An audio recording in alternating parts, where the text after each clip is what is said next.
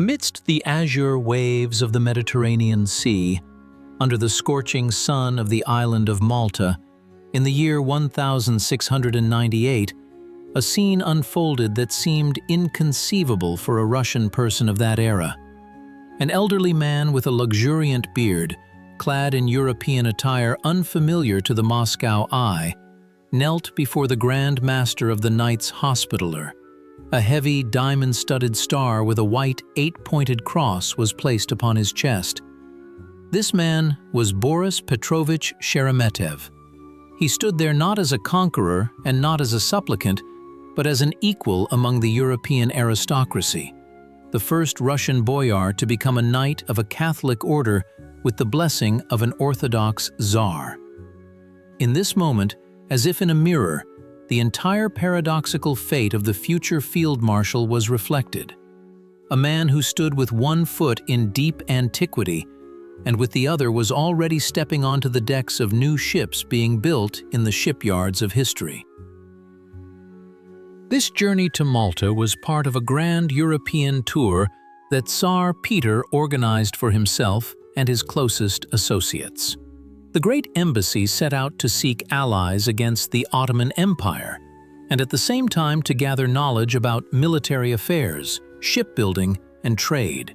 Sheremetev traveled a separate route, visiting Vienna, Rome, Venice, studying European armies and European courts. In Venice, he observed the work of the arsenal where galleys were built. In Vienna, he conversed with Austrian military leaders about the war with the Turks.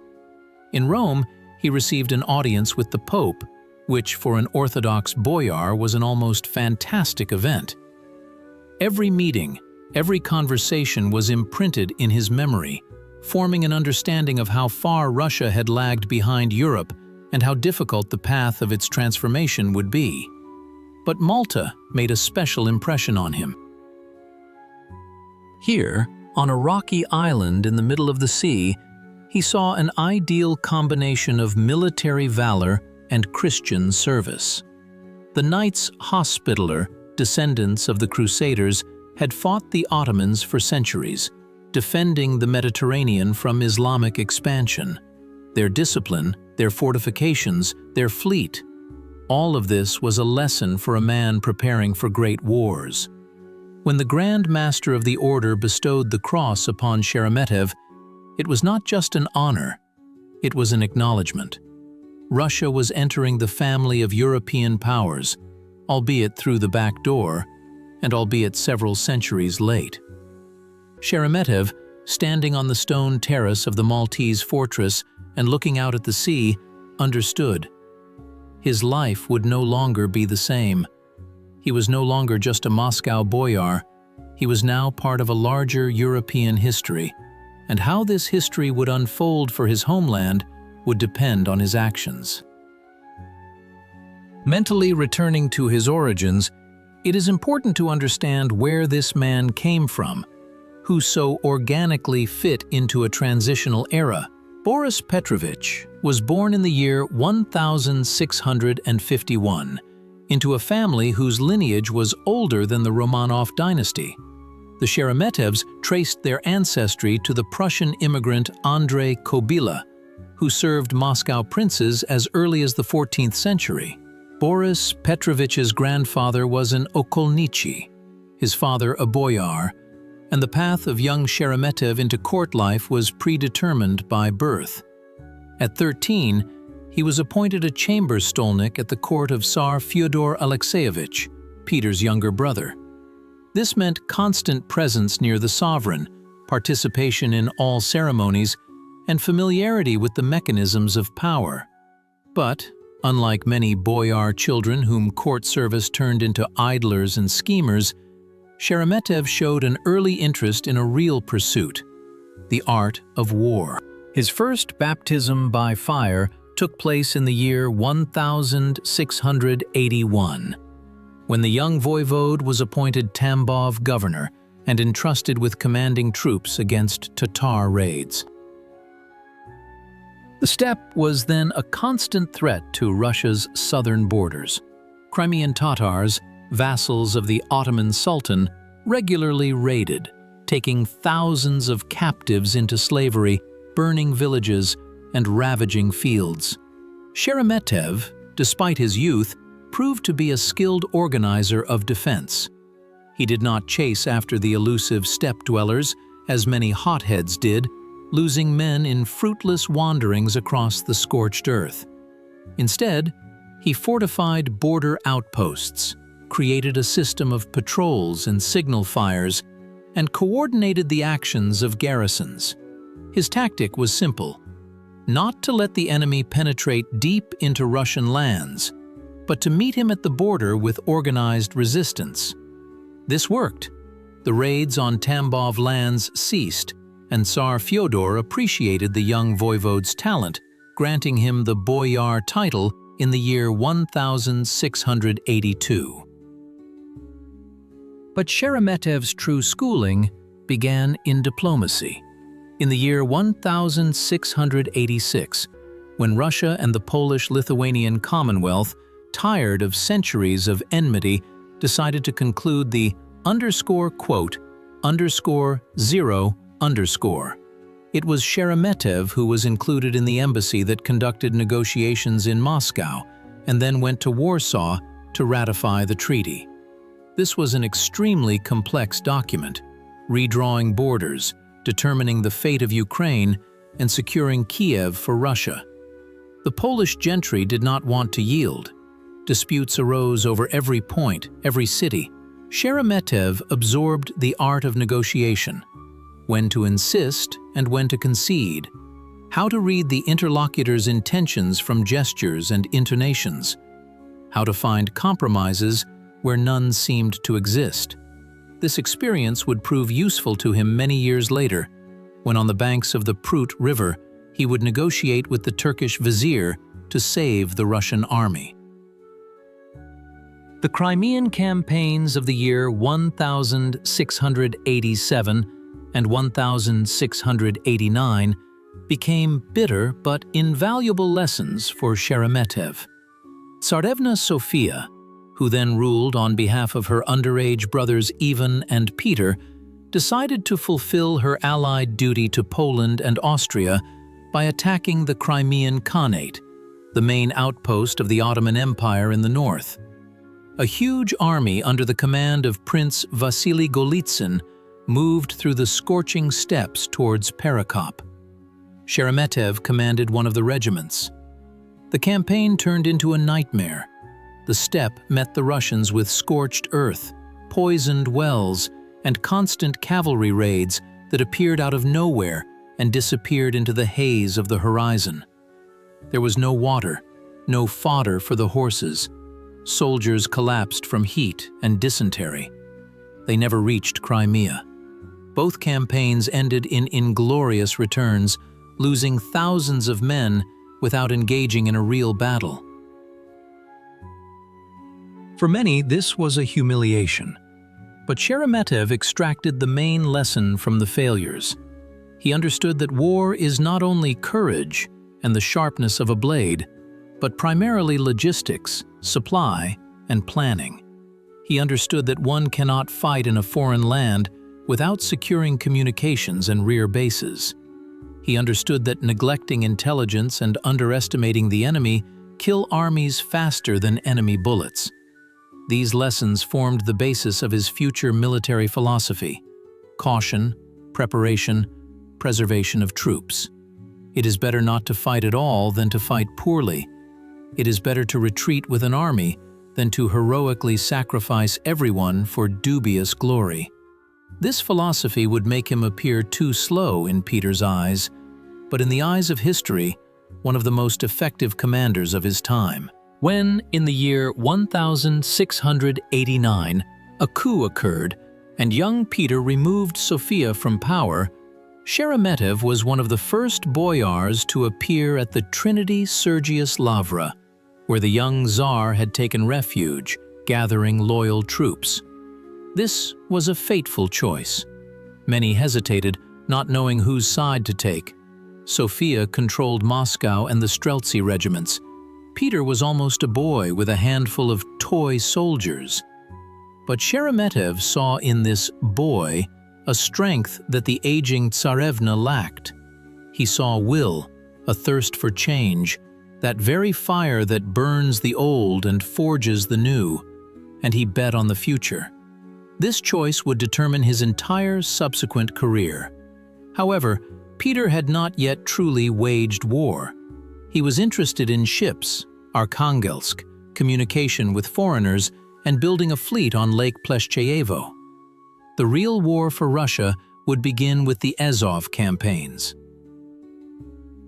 In the years 1695 and 1696, Peter besieged the Turkish fortress of Azov, attempting to break through to the Black Sea for Russia. Sheremetev participated in these campaigns, and it was his experience that helped the Tsar understand. Without a fleet, without artillery, without professional infantry, modern fortresses could not be taken. The first Azov campaign failed ignominiously. The second, better prepared, with galleys built in Voronezh, was successful. Azov fell, and Peter was in ecstasy. But Sheremetev understood this was just the beginning. A real war lay ahead, for which Russia needed to change everything: the army, the navy, the system of government, the very nature of the state. His return from Europe, with a Maltese cross on his chest and a vast amount of knowledge, coincided with the beginning of the Great Northern War. In the year 1700, the Russian army moved on the Swedish fortress of Narva. Peter burned with impatience to take the Baltic lands from Sweden, gain access to the sea, and turn Russia into a naval power. Sheremetev commanded the noble cavalry. The siege went badly. The army was poorly trained. The officers were mostly foreign mercenaries who did not understand Russian and despised the soldiers. The artillery was stuck in the autumn mud. Supplies were limping on both legs.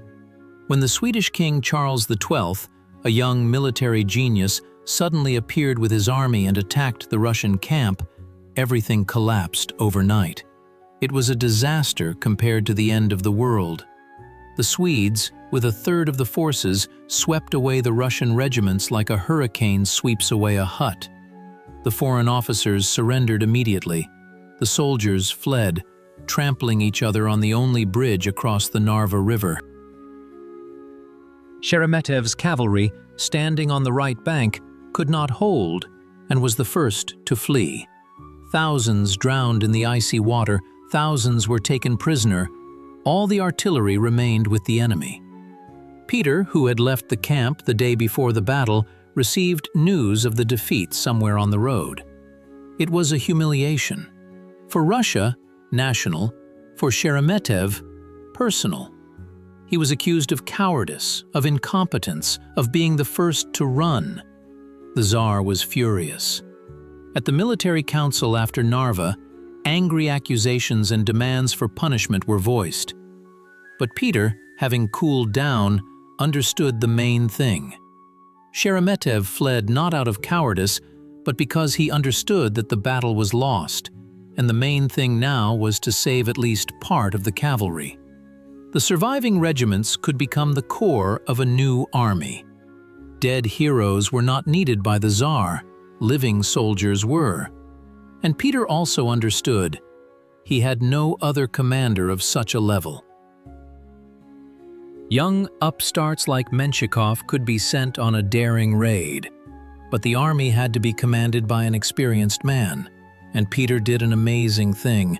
He not only kept Sheremetev in his post, but also entrusted him with the most difficult task: to restore the combat capability of the army and begin to drive the Swedes out of the Baltic states. Thus began the most difficult and most important period in Boris Petrovich's life. The Tsar gave him troops and an order: to operate in Ingermanland and Livonia, to harass the Swedes, to deprive them of resources, to wear them down, to give them no peace. The main thing was not to risk the entire army in a general engagement. Charles XII had gone to Poland, pursuing the Polish King Augustus, Peter's ally. Swedish garrisons under the command of General Schlippenbach remained in the Baltic lands. Sheremetev began to methodically crush them. His tactics were simple and brutal: surprise, numerical superiority, scorched earth. Russian detachments appeared out of nowhere, crushed small Swedish units, seized convoys, burned warehouses, and disappeared before reinforcements arrived. Peasants were ordered to retreat deeper into Russia, destroying supplies behind them so that the Swedes would have nowhere to find forage and provisions. This small war was brutal.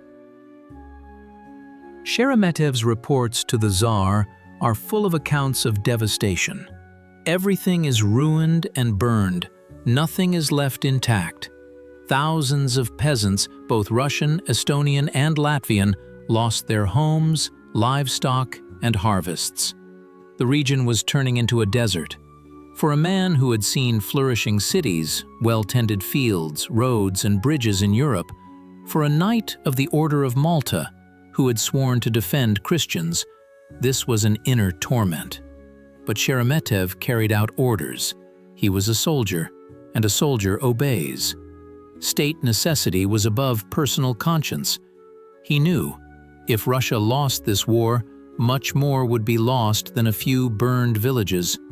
The future would be lost. But this knowledge did not lighten the burden on his soul.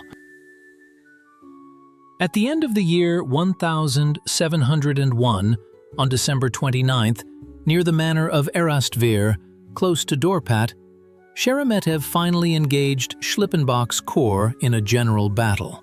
The Russians had almost double the forces, and Sheremetev used this skillfully.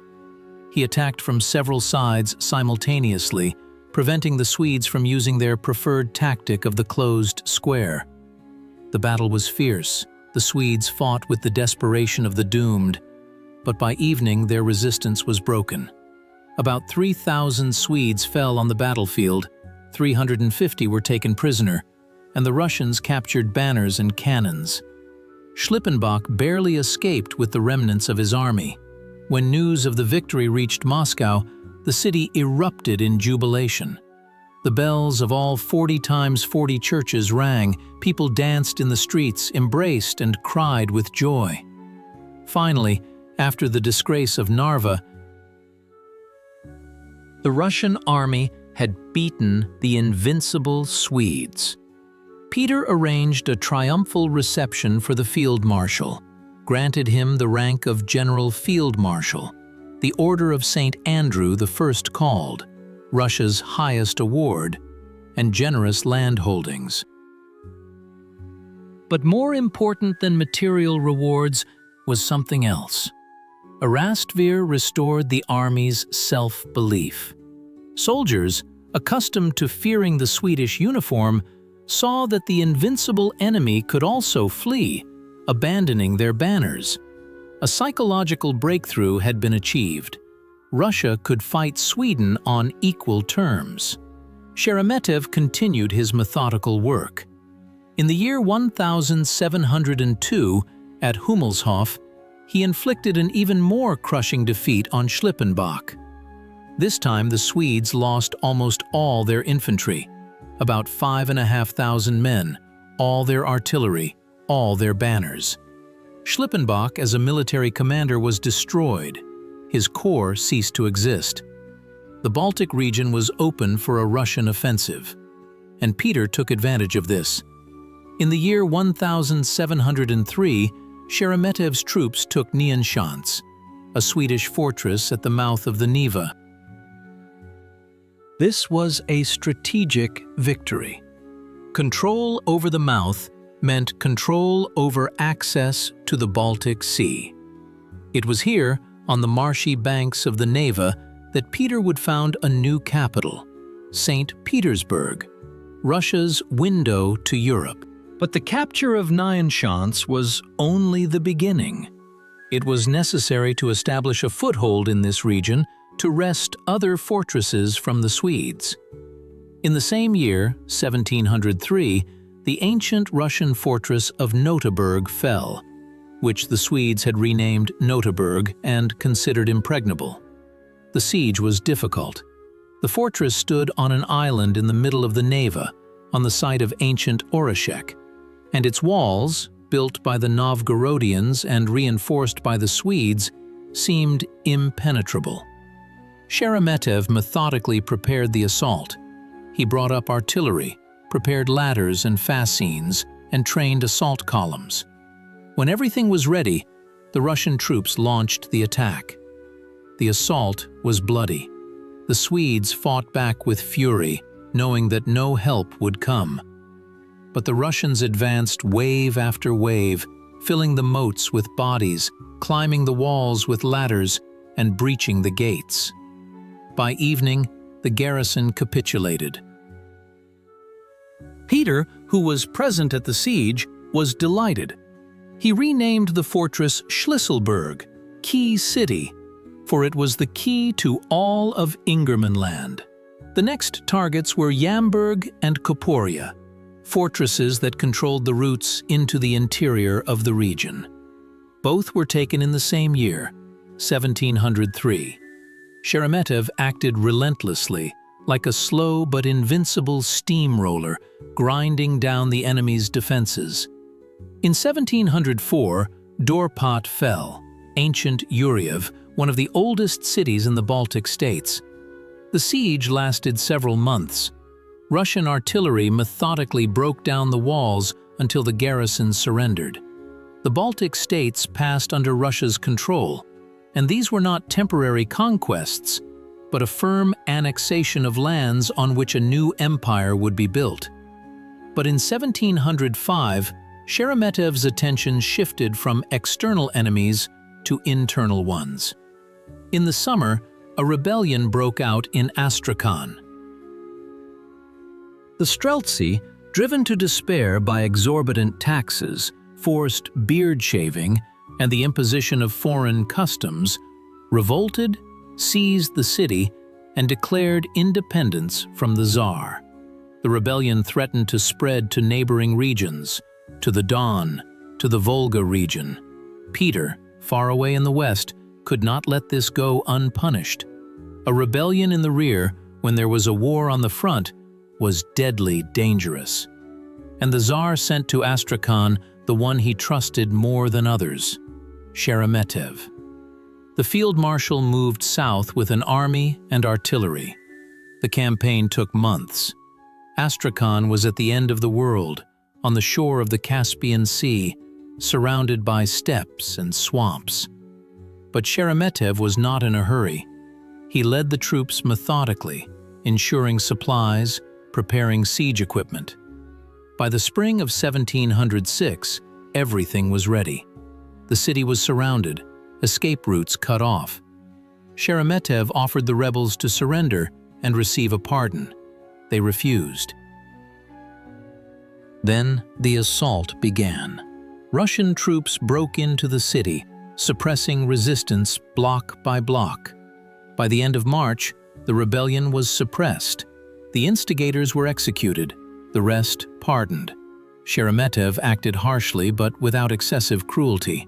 He understood. These people rebelled not out of malice, but out of desperation. But the state had to show strength.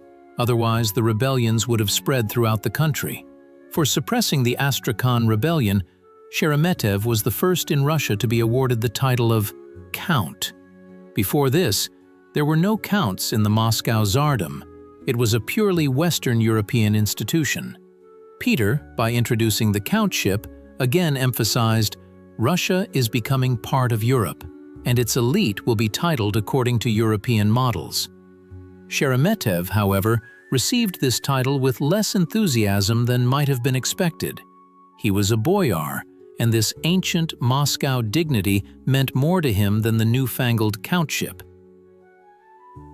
But he accepted, as he accepted everything that came from the Tsar, without enthusiasm, but with submission to duty. Meanwhile, the conflict with Menshikov was escalating. Alexander Danilovich Menshikov, the son of a stableman who had become the Tsar's closest friend, was by this time already a general, governor of conquered lands, and the wealthiest man in Russia. He built palaces, embezzled state funds, and took bribes, but Peter forgave him everything, for Menshikov was fanatically devoted and ready to carry out any order without considering the consequences. Sheremetev despised him. To the old boyar, raised in notions of family honor and dignity, Menshikov was an upstart, a thief, and a boor. But Menshikov was close to the Tsar, and therefore he had to be reckoned with. The conflict flared up during the siege of Riga. In the year 1709, after the Poltava victory, Peter decided to finish off the Swedes in the Baltics by taking their main stronghold, Riga, the capital of Livonia. Sheremetev was appointed commander of the siege. Riga was a powerful fortress with modern bastions, deep moats, and a strong garrison. The siege began in the autumn of the year 1709 and lasted for over 8 months. It was a war of attrition. Artillery day by day destroyed fortifications, sappers dug tunnels, infantry repelled sorties. Menshikov, sent by Peter to _0_, constantly interfered, demanded an immediate assault, and accused Sheremetev of cowardice and slowness. Sheremetev maintained Olympic calm. He knew his business and was not going to sacrifice thousands of soldiers to satisfy the ambitions of the Tsar's favorite. Storming an unprepared fortress is a meat grinder, where for every meter of wall there are dozens of corpses. It was better to wait until hunger and artillery did their work, and Sheremetev was right. On July 4th, in the year 1710, after a 9-month siege, the Riga garrison capitulated. The city was taken almost without losses during the assault. For Russia, this was a huge victory. Riga opened access to Baltic trade, provided ports, shipyards, and resources. Sheremetev entered the city as a triumph, but felt tired inside. He was almost 60 years old, his health was failing, and conflicts with the Tsar's favorites were draining his last strength. The culmination of Sheremetev's military career was the Battle of Poltava in the year 1709. By the spring of that year, Charles XII's Swedish army, which had been chasing Peter across Eastern Europe, found itself in Ukraine. Charles formed an alliance with the Ukrainian hetman Mazepa, who betrayed Peter and sided with the Swedes, hoping for Ukraine's independence. But the winter of the year 1708 to 1709 was brutal, the coldest in many decades. The Swedish army, unprepared for such frost, lost men to frostbite and disease. Supplies were disrupted, ammunition was scarce. Charles, however, was unwilling to retreat. He decided to take Poltava, a small fortress on the Vorskla, to use it as a base for further operations. Peter realized this was a chance to give a decisive battle under favorable conditions. The Russian army was rested, well supplied, and numerically superior to the enemy. The Swedes, on the other hand, were exhausted, hungry, and lacked gunpowder. The Tsar arrived at Poltava with the main forces. Sheremetev also gathered his troops. In military councils, the field marshal advocated a defensive tactic: to build fortifications, redoubts, force the Swedes to attack under unfavorable conditions, wear them down, and then counterattack. Peter agreed.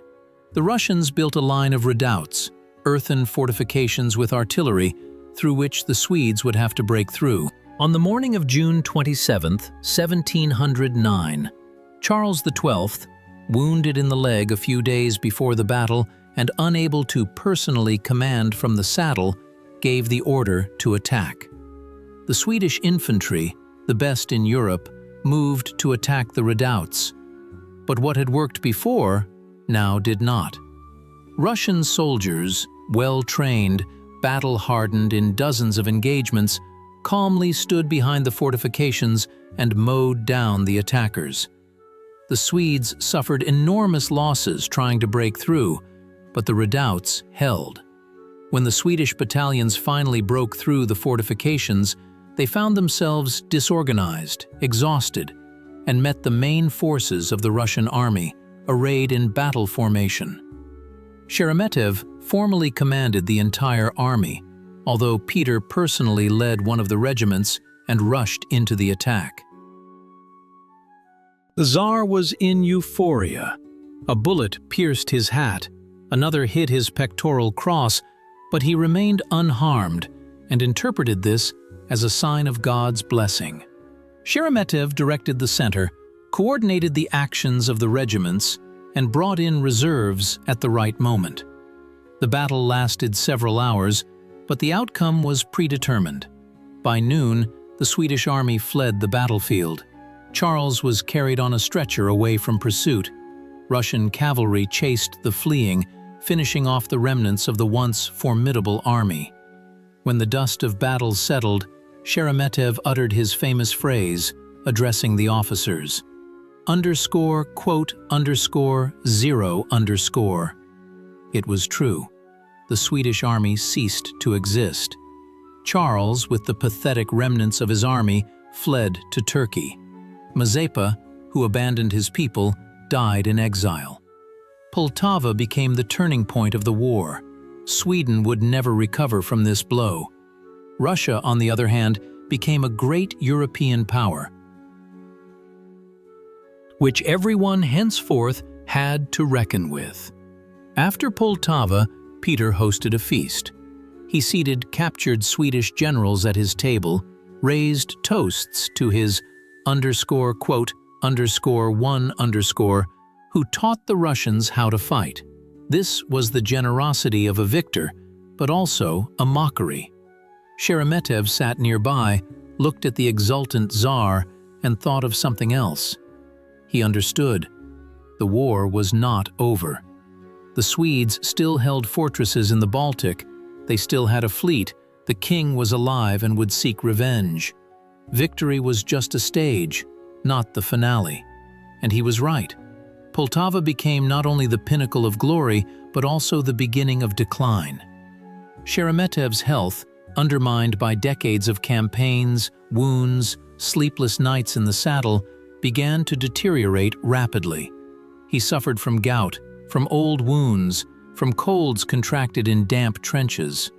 Doctors advised rest, but Peter would not let him go.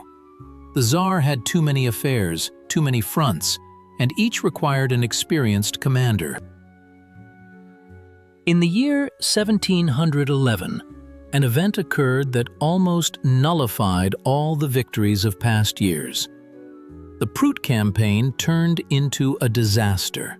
Peter, elated by Poltava, decided to strike at Turkey, which was harboring Charles and preparing to enter the war on Sweden's side.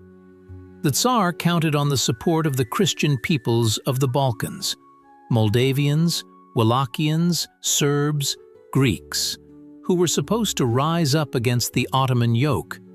But the calculation did not prove correct. Hospodar of Moldavia, Dmitry Cantemir, sided with Peter, but his troops were few.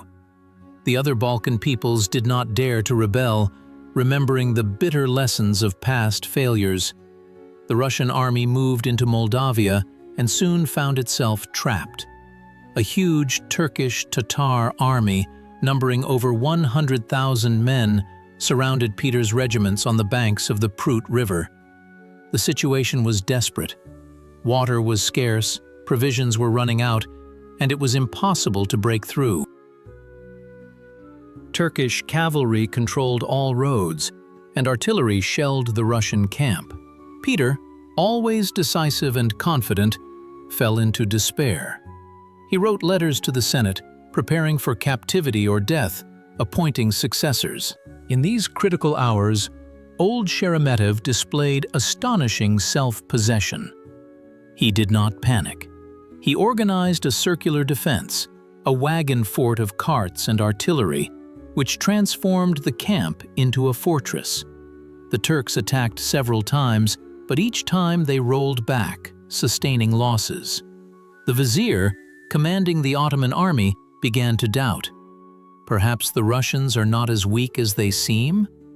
Perhaps storming the camp would be too costly? It was at this moment that the diplomatic game began. Peter sent Vice-Chancellor Shafirov to the vizier and granted him practically unlimited powers for negotiations. Shafirov, a brilliant diplomat, haggled for peace. But behind him stood the authority of Sheremetev. The vizier knew the field marshal from past wars, knew his reputation as a cautious but persistent commander. And this knowledge made the Turk more careful.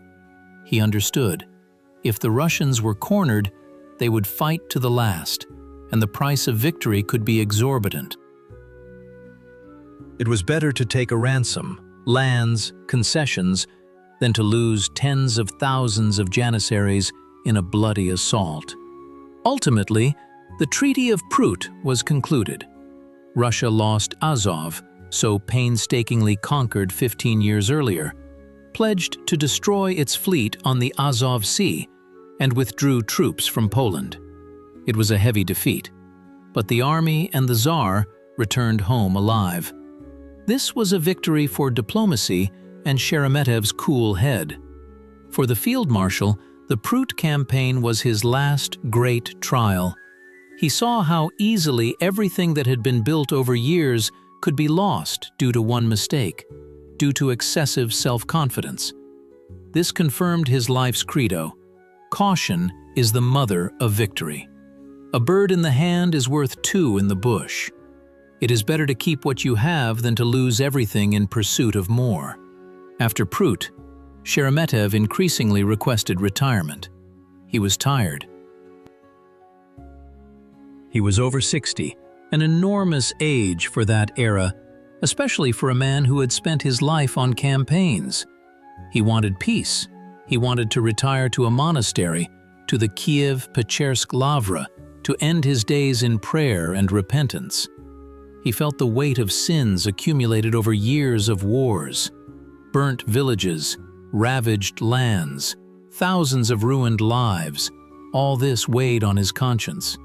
Yes, he carried out the Tsar's orders. Yes, it was a state necessity. But before God, each person answers for himself. But Peter would not let him go. The Tsar was relentless. Quote, "Zero," he repeated again and again, and Sheremetev served.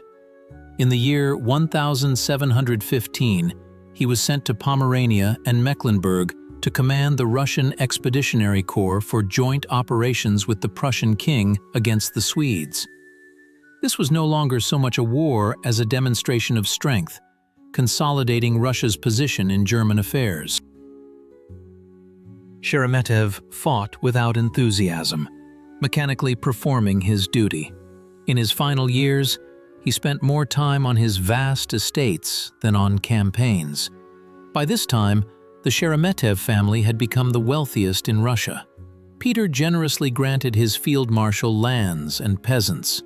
Sheremetev had thousands of serfs, dozens of estates, untold riches. But Boris Petrovich himself was indifferent to luxury. He built churches, maintained almshouses, and helped monasteries. His Moscow house on Vozdvizhenka was more a museum than a palace. It housed books brought from Europe, maps, weapons, relics. He loved silence, books, conversations with educated people. In his soul, he remained a man of the pre-Petrine era, when a boyar was not just a military leader, but also the master of his ancestral home, a patron of the church, a guardian of traditions. Sheremetev's family life was happy. He was married twice. His first wife, Evdokia Alexeyevna Chirikovskaya, died young. His second, Anna Petrovna Saltykova, bore him a son, Pyotr, who would become the continuer of the lineage and one of the most educated and wealthiest men of Russia in the 18th century. Boris Petrovich was a caring father, though military service took up most of his time. He dreamed that his son would not follow a military path, but would dedicate himself to sciences, arts, and estate management. And so it turned out. Pyotr Borisovich Sheremetev became a patron of the arts, the creator of Russia's first private serf theater, a man of European culture. When, in the year 1719, on February 17th, Boris Petrovich died in Moscow, he bequeathed to be buried in Kiev, in the Kiev-Pechersk Lavra, alongside great ascetics of faith. But the Tsar decided otherwise. Peter ordered the field marshal's body to be delivered to St. Petersburg, to the Alexander Nevsky Lavra. Sheremetev became the first to be buried in this new pantheon of Russian glory. The Tsar wanted even his field marshal's grave to serve the grandeur of the new capital, asserting the continuity and strength of the new Russia. This was the last paradox of Sheremetev's fate, a man who leaned towards antiquity and the Moscow way of life became a cornerstone in the foundation of the empire's most European city. The funeral was lavish. Peter personally carried the coffin, which was an unprecedented honor. Behind the coffin walked all the noble people of the empire. Troops lined the entire route. Cannons saluted, bells rang. This was not just the funeral of a commander, but of an entire era. With Sheremetev's passing, the last generation that remembered pre-Petrine Rus was leaving. New people, Peter's nestlings, emerged, for whom Europe was not a foreign land but a model, and old Muscovy was barbarism to be gotten rid of. Looking back at the life of Boris Petrovich Sheremetev, we see a lesson that remains relevant today. In times of great upheaval and radical reforms, society often divides into irreconcilable camps, those who want to destroy everything to its foundations and those who cling to an outdated past. Sheremetev showed a third way, the path of evolution, the path of preserving the best traditions while embracing the inevitable new. He proved that one can be a patriot without being a fanatic. One can be a European without ceasing to be Russian. One can serve a demanding leader while maintaining one's own dignity. His caution, which many mistook for cowardice, was in fact wisdom. He understood the value of human life and did not throw soldiers into the grinder for momentary glory. His methodicalness, which was criticized as slowness, was professionalism. He planned operations carefully, ensured supplies, prepared reserves. His conflicts with Menshikov and other royal favorites were not a manifestation of envy, but a clash of two cultures, the old aristocratic, where honor and dignity stood above gain, and the new mercantile, where wealth and proximity to power were the main measures of success. Sheremetev was a living bridge between two Russias. He was born in a country where boyars in long robes ruled, where the Tsar was the father of the people, where the church dictated the rhythm of life, where Europe was distant and alien. He died in an empire where officers wore wigs and spoke German, where the Tsar was an emperor, where the church became part of the state machine, where Europe was a goal and a model. And he helped accomplish this transition not by revolutionary leap, but by gradual transformation, preserving the continuity without which any reform turns into a catastrophe. His figure is a reminder that history moves not only in the leaps and bounds of revolutions, but also through the slow, painstaking work of those who build bridges between yesterday and tomorrow.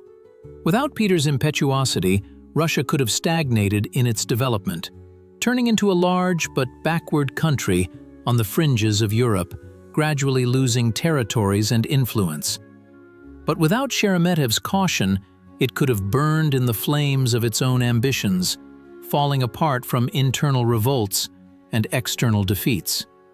They were two sides of the same coin, two forces whose combined vector created the Russian Empire, a state that lasted 2 centuries and left an indelible mark on world history. Sheremetev's military legacy proved to be enduring. His methods of warfare, caution, thorough preparation, concern for supply, unwillingness to risk the army for dubious victories, became a school for subsequent generations of Russian commanders. Rumyantsev, Suvorov, Kutuzov learned from the experience of the Petrine Wars, and Sheremetev's experience was fundamental to this. Even critics of his slowness admitted he never once lost an army, never led troops into an inescapable trap, except for the Prut, but there the fault lay with the Tsar, not the field marshal. Never sacrificed thousands of soldiers for empty vanity. His diplomatic legacy is equally important. Sheremetev demonstrated that a military leader must be not only a fighter, but also a politician, capable of negotiating, understanding the interests of allies and adversaries, and finding compromises. His visit to Malta, his participation in the conclusion of the eternal peace with Poland, his role in the Prut negotiations, all this demonstrated the breadth of his horizons, which extended far beyond purely military matters. Sheremetev's social legacy was expressed in his family line. The Sheremetevs became one of Russia's wealthiest and most noble families, patrons of the arts. They preserved the memory of their great ancestor, turning it into part of the national culture. The Kuskovo estate, the Ostankino Palace, the Stranoprimny Dom, now the Sklifosovsky Research Institute of Emergency Medicine, all this is the legacy of the Sheremetev family, whose foundation was laid by Boris Petrovich. At the end of our narrative, we mentally return once more to that scene in Malta. The old boyar with a cross on his chest gazes into the sea. He does not yet know that Narva and Poltava await him, triumphs and losses, that his family will become the wealthiest in Russia, and his name will forever enter history textbooks. But he knows one thing: no matter what winds time blows, a person must remain true to himself and his duty. And perhaps it was there, under the roar of the Mediterranean waves, that he understood the main truth he carried throughout his life. True greatness is not in loudly proclaiming oneself, but in quietly and reliably doing one's job when the world is collapsing around you. The first field marshal departed, but his cautious wisdom remained in the foundation of the state, reminding descendants, slow and steady wins the race, even if you are heading towards a great goal.